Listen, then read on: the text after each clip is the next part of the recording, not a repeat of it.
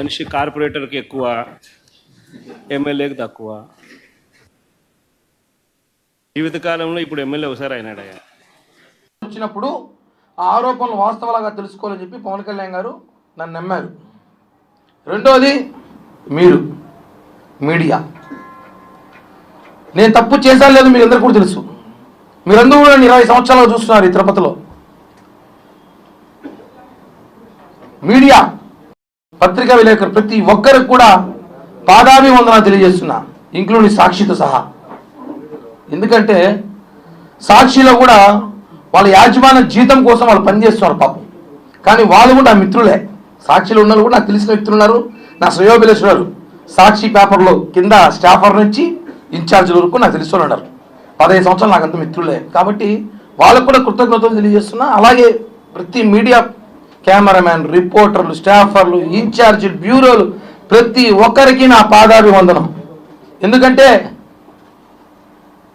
నన్ను నాతో పాటు నమ్మలేదు, కానీ మీరు నమ్మారు నన్ను. కిరణ్ తప్పు చేసినా లేదా మళ్ళీ మాట్లాడదాం. కిరణ్ తప్పు ఆరోపణలు మాత్రం వచ్చాయి, అవి వాస్తవాల కాదా మళ్ళీ మాట్లాడదాం. అతను వాయిస్ వినిపించాలి, అతను ఏం చెప్తున్నాడు వినాలి. ఒక సైడే మాట్లాడకూడదు, ఎప్పుడు కూడా రెండు పక్కల వినాలని చెప్పి తిరుపతి మీడియా చూపించిందండి. హ్యాట్స్ ఆఫ్, నిజంగా చెప్తున్నాను. మీరు కానీ లేకపోయి ఉంటే నిజంగా కిరణ్ రాయల్ అనే వ్యక్తి ఈరోజు ఫోటోలు పూలమాలేసి కూర్చునేవాడు. మనము వాస్తవం చెప్తున్నా, అంత ఇబ్బంది పెట్టారు నన్ను మానసికంగా, నా కుటుంబాన్ని, నా చిన్న పాపని, కులాన్ని. 20 సంవత్సరాల తిరుపతి రాజకీయాల్లో కిరణ్ రాయల్ అనేవాడు మాత్రం బలిజోడు. మొన్న వచ్చేసరికి సమస్య వచ్చేసరికి కిరణ్ రాయల్ బలిజోడు కాదని చెప్పి వైసీపీ నేతలు మాట్లాడటం. ఎన్ని విధాలుగా వ్యాపారాలు అంటాడు, ఒకడు రకరకాలుగా అంటాడు. నేను ఒకటి అడుగుతున్నాను, తిరుపతి ప్రజలు కూడా తెలుసుకోవాలి విషయం ఏమంటే, ఒక సామాన్యుడు రాజకీయాలు తిరుపతిలో చేయకూడదా? అబ్బా కొడుకులు, మామ అల్లుళ్ళు, బాబా బామర్దులు, అత్త అల్లుళ్ళు రాజకీయాలు చేయాలి. ఒక సామాన్యుడు ఒక రోడ్డు పైన వ్యాపారం చేసుకున్నాడు కావచ్చు, ఏదో వ్యాపారాలు చేసుకున్నాడు కావచ్చు, చిన్నపాటి ఉద్యోగస్తుడు కావచ్చు, వాడు రాజకీయాలు చేయకూడదని చెప్పి చరిత్రాంగ రాజ్యాంగం ఉంటే చెప్పండి రా బాబు, రాజకీయాలు ఆపేసి వ్యాపారాలు చేసుకుంటాం. రాజకీయాలు చేయని ఖర్చుతో వస్తే మానసికంగా మనిషిని తొక్కుతారా? అంటే మీరు చేసింది ఆరోపణలో కుట్ర కిరణ్ రాయల్ మీద కాదు, ఒక కులం మీద. తిరుపతిలో కాపులు ఎదగకూడదా అంటే ఏంటి? గత ఎన్నికల్లో 63,000తో మేము గెలిపించామని చెప్పి తిరుపతిలో కాపులు ఎవరైతే లీడింగ్లో ఉన్నారో, పవర్ఫుల్గా ఉన్నారో, ఎవరైతే జనంలో ఉంటారో వాడిని ఒక్కొక్కరుగా తొక్కాలని చెప్పి మీరు చూస్తారండి, రకరకాలుగా ప్రయత్నాలు చేస్తున్నారు. అంటే ఎట్ట అగ్రకులాలలో మేము కాపులు ఉండకూడదా, రాజకీయాల్లో కాపులు ఉండకూడదా, బలిజలు ఉండకూడదా, ఉంటే వాళ్ళని ఏ విధంగా తొక్కాలే ప్రయత్నం చేస్తారా? నేను మొదటి రోజు చెప్తున్నాను, అది ఓన్లీ కేవలం ఆ మహిళకు నాకు ఆర్థిక లావాదేవీలు మాత్రమే ఉన్నాయి. అందరికీ ఇప్పుడు ఇక్కడ ఎంతమంది అప్పులు, మీకు అప్పులు లేవా? ఈ తిరుపతిలో ఎవరికి అప్పులు లేవా? అందరూ నిజాయితీగా డబ్బులు తీసేసుకుని పర్ఫెక్ట్గా కట్టేవాళ్ళు చెప్పండి, సన్మానం చేస్తే ఇంటికి వచ్చి. అప్పులు, ఆర్థిక లావాదేవీలు, వ్యాపారాలు వేరండి.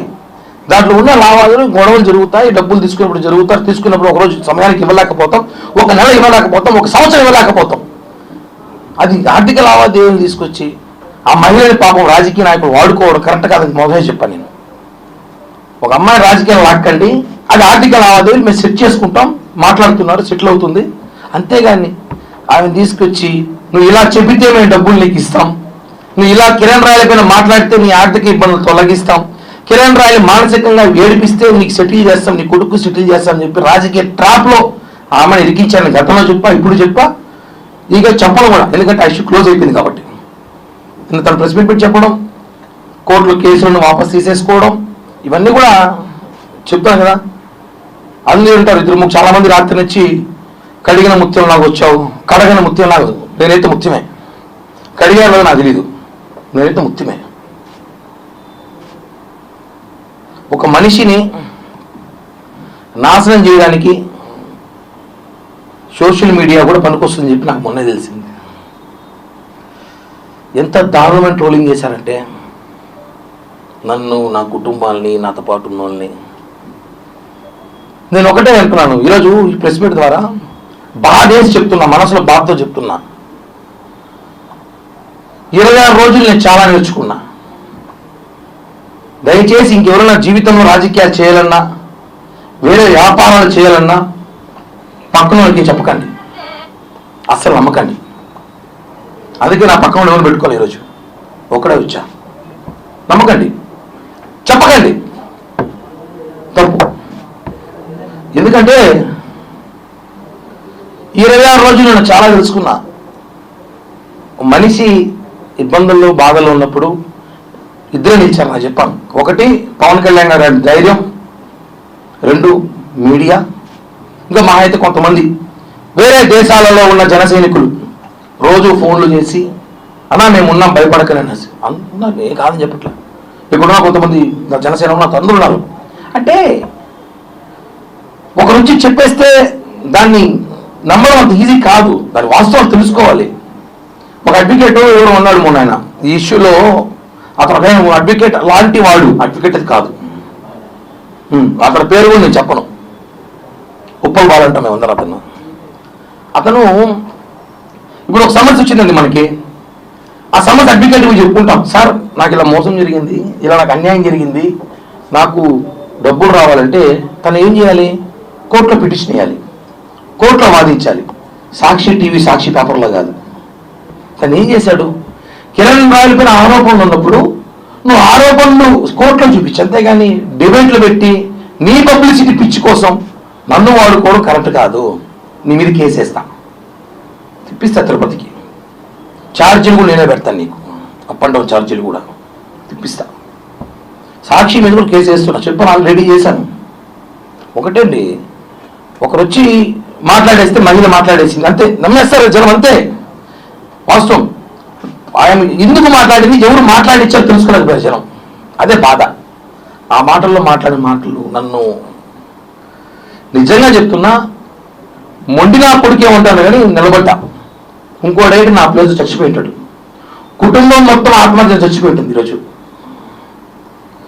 నేను చాలా గట్టిగా నిలబడ్డా, మీకు తెలీదు, కేవలం ఈ రోజు కోసమే. నా క్లీన్ చిట్తో నేను బయటికి రావాలని చెప్పి నిలబడ్డా. సమయం పట్టింది, ఎక్కువ రోజులు పట్టలేదు. తప్పులు ప్రపంచంలో కిరణ్ రాయలు తప్ప ఇంకెవడో తప్పు చేసిన లేడయ్యా. నా గురించే దేశం అంతా మాట్లాడుకుంది. కరెక్ట్ కాదండి, వాస్తవం తెలుసుకోండి ఏం జరుగుతా ఉందో ఏంటో. ఆవేశంలో ఆవిడ కూడా నా మీద చాలా మాట్లాడింది, నేను కూడా చాలా మాట్లాడా. అవన్నీ ఒక స్టాండర్డ్ కూర్చొని పోతాడు, కోపంలో రకరకాల మాట్లాడుతుంటారు, అన్ని కామన్. అవి ఆర్థిక లావాదేవీలు గతం నుంచి ఉన్నదో చెప్పా, దానికి రాజకీయ చేసి బాధాకరం వేస్తుందన్నా.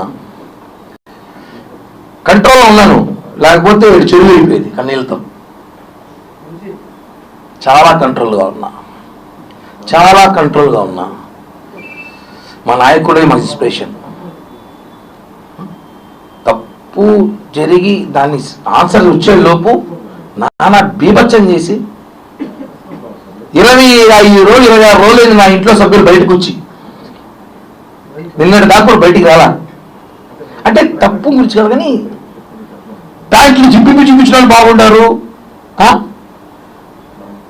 భార్యలు వదిలేసి 2-3 అమ్మాయిలతో తిరిగేవాడు బాగున్నాడు, గంట అరగంట సొక్కాయలు ఇప్పేసిన బాగున్నాడు.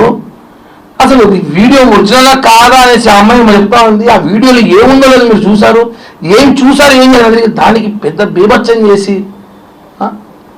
ఒకవేళ జరిగినా ఒక చైన్ వేసుకుంటే ఇది రాతాంతం చేస్తారా అంటే ప్రపంచంలో చైనా మేడం మానేలు అందరూ షాపులు, బంగారు షాపులు మూసేసింటారా.